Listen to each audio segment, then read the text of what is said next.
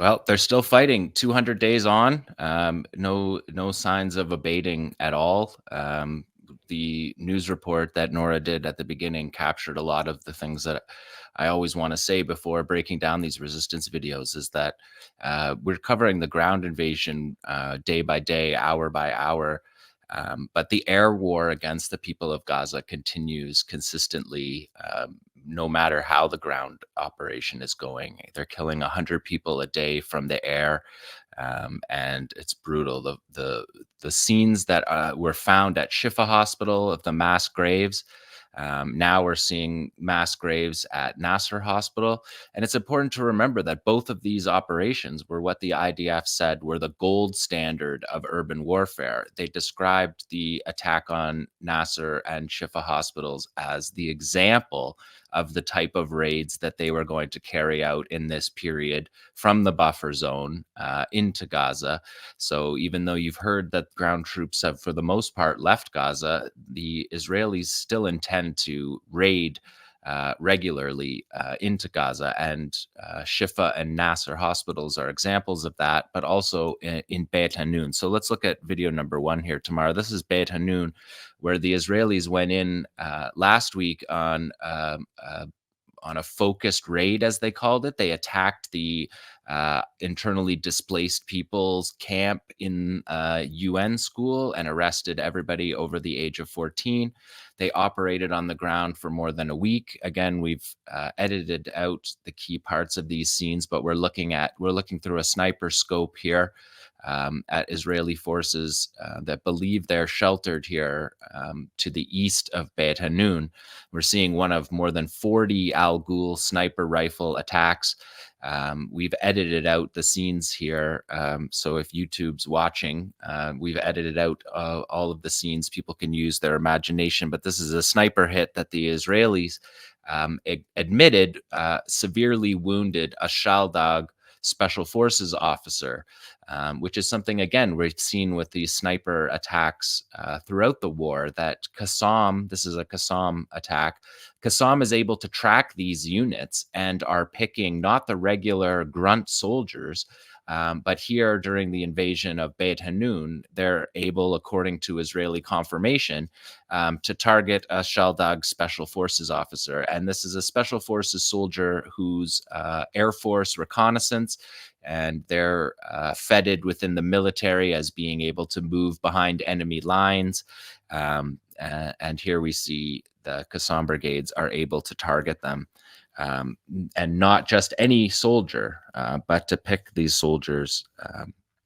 And just to note, during this operation in Beit Hanun, the Israelis also released information where they bragged about that through the 6 months of this ground war, that they have stolen $7.6 million from homes of people in Gaza, and they said the money was forfeited to the Bank of Israel. So, of all of the other things that we've covered on this show, Israel wanted to add stealing money from people's homes to the tune of $7.6 million have been taken throughout the course of this battle. So maybe we could go to number 2 here tomorrow. So that was the first one in Beit Hanun. This is now in the middle camps area. We're seeing a D9 armored bulldozer here with the red triangle over top of it, being hit by a Yasin 105 strike that appears to be from a tunnel-fed position. But we can watch when this comes back around, this video. You can see the D9 armored bulldozer is bulldozing greenhouses. So this is the operation that the Israelis needed to wrap up in the middle camps, where they killed thousands of people during these operations. And these are the last days of the operations. And just before leaving, they decided that a place that is undergoing a deep famine that will take years to recover from if the war were to end today, Israel's intended target here is to destroy greenhouses. And that was a direct hit on the cockpit of a D9 armored bulldozer made by Caterpillar in the United States. For people working on boycott, divestment, and sanctions stuff, you can see this this vehicle operating in the field. This was part of the operations in the middle camps, where Israelis have been moving to expand the buffer zone along Netzarim corridor, which is what I've talked about a number of times on this show, that the Israelis are splitting the north and the south of the Gaza Strip with a massive buffer zone to divide the territory. And while that operation is going on, they decided that these few greenhouses here on the edge of Deir Balah needed to be destroyed. So just so people get a sense of the idea of what the Israeli army is doing, rather than dismantling Hamas or Qassam or militant infrastructure, they're out here demolishing greenhouses during a famine. So let's go to number 3 tomorrow.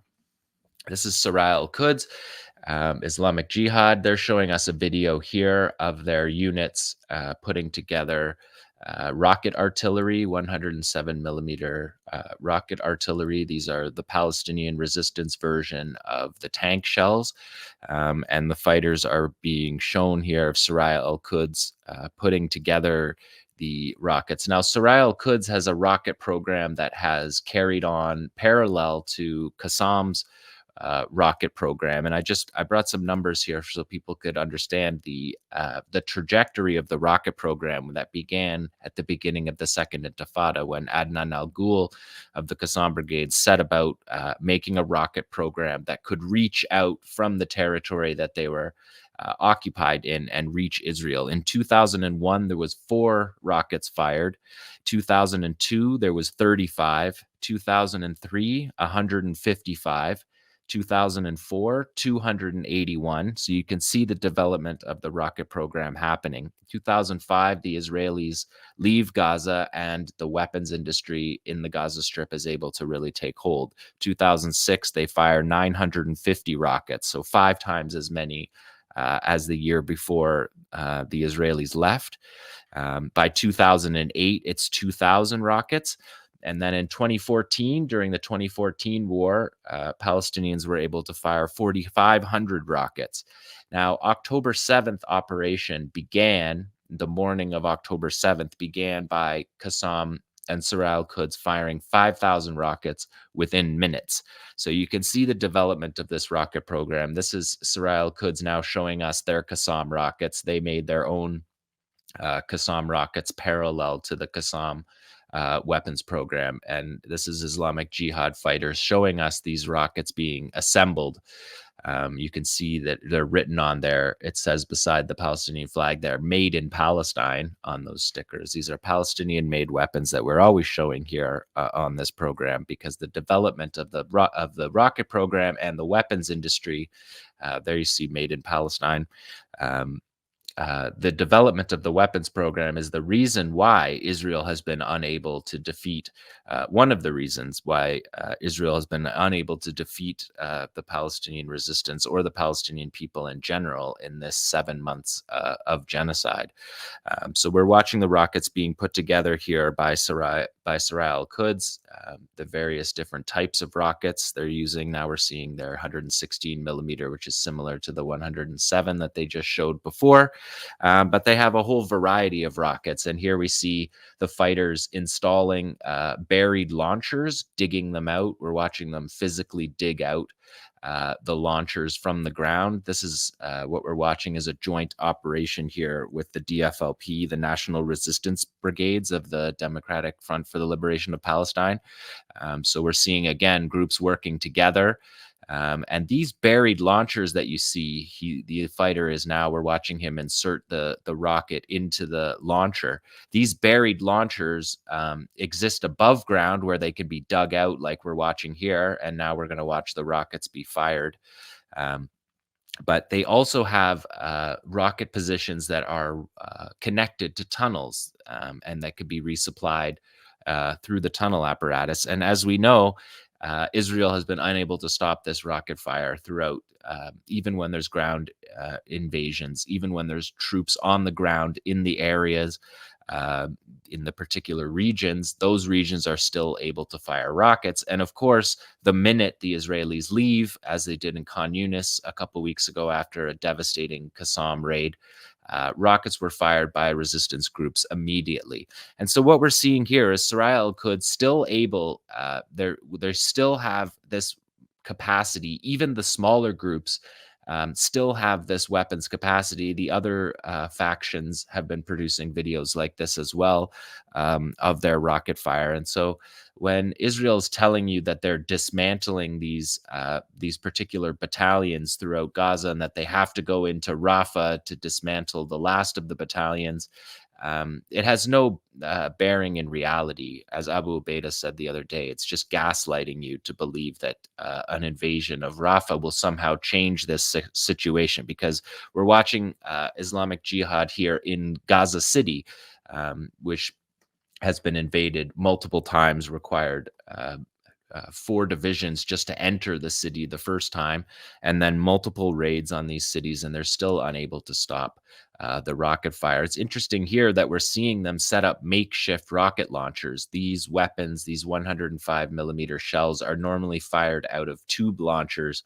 The Chinese Type 63 tube launchers, multiple rocket launcher. You can see it in that photo in the back there, behind the Islamic Jihad fighter. That's his armband that says Islamic Jihad. You can see there, they're showing you that's what the multiple launcher looks like. But the resistance factions have been able to make makeshift launchers to launch these devices, which allows them to not be tracked, and is one of the reasons why the rocket program has been successful after still 7 months on of carrying out rocket strikes. More than 10,000 rockets have been fired on Israel, which is more than double the amount that happened in either the 2006 war or the 2014 war. So these groups are able to still carry out these operations. And Abu Ubaidah gave a speech yesterday on the anniversary of on the 200-day anniversary, 200-day marking. Anniversary is probably not the right word, but he made some interesting points that I just want to bring to people. He reminded people that that this operation began on October 7th, with the Qassam brigades dismantling the Gaza division, destroying the Gaza division, he says, in under an hour. I actually think that that's a long estimate of how long it took them. Qassam brigades actually had overrun the Gaza division within 25 minutes of the 6:30 a.m. operation. But he says the images that Nora described so well in the introduction news report of this show, Abu Ubaidah says that these are not images of victory. These are images of a barbaric nature of an occupation on display. He said that the IDF is trapped in the sands of Gaza with no goal, no horizon, no image of victory, no freedom of their captives, only wanton destruction, random, indiscriminate destruction, which he acknowledged, something that we've acknowledged on this show many times. It's a tactic that just doesn't work. There's now more fighters in Gaza. There's more children who have witnessed this brutality who will grow up to want to get revenge and to want to liberate their territory. Abu Ubaidah pointed out that every time Israel gets into a strategic bind, they cry out for help to their Western masters, which he said just proves that they're an imposition on the region, that they're part of Western designs.